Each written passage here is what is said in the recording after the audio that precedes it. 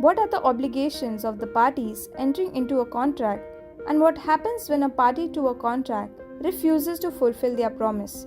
Let's understand. Section 37. Obligations of parties to a contract. When parties make a contract, they have to do what they promised. They should perform their obligation unless they are legally excused from doing it. But what happens if someone dies after making a promise in a contract?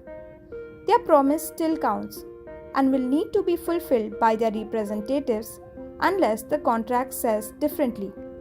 Imagine two friends, Alice and Bob, make a contract. Alice promises to paint Bob's house and Bob promises to pay her rupees 500 for the job. They are obligated to fulfill these promises unless there is a legal reason not to do so. For instance, if there is an earthquake and Bob's house is destroyed, Bob will have to excuse Alice from the promise due to the unforeseen circumstances. If, however, Alice suddenly passes away before painting, her representatives might still be obligated to complete the promise unless the contract specifically says otherwise. Section 38. Effect of refusal to accept offer of performance. If a party in a contract says, "I am ready to do what I promised," but the other party says no, the first party is not to be blamed for not completing the promise. The first party also does not lose their rights under the contract.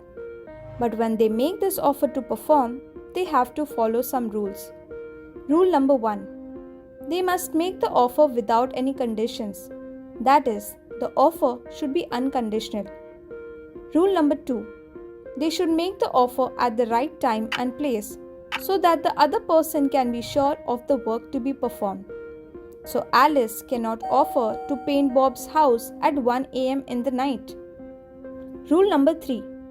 If the first party is giving something, the other party should have a chance to check if it's the right thing they were promised.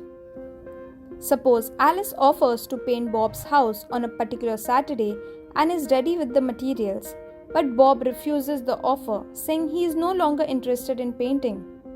Alice isn't responsible for not painting the house, and she does not lose her right to the payment of rupees 500 unless she violates any of the rules mentioned in section 38.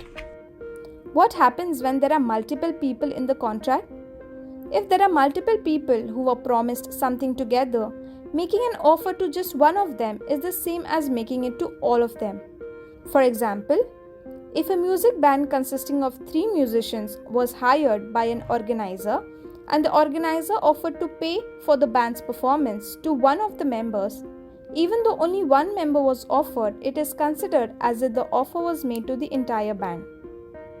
Section 39. Effect of refusal of party to perform promise wholly. If one party in a contract says, "I won't do what I promised at all," or makes it impossible for them to do it, the other party can end the contract unless they show through their words or actions that they still want the contract to continue.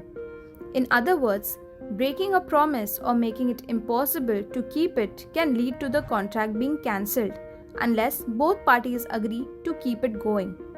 If Alice had initially agreed to paint Bob's house but later refuses to do it entirely, Bob can put an end to the contract unless he tells Alice that he is okay with the contract continuing. For example, if Bob says, "Okay, I understand you can't do it now, but let's schedule it for another time," the contract can still continue. However, if Bob doesn't agree with this and Alice refuses to paint, the contract is terminated. Hope that you now understand the obligations of the parties who enter into a contract.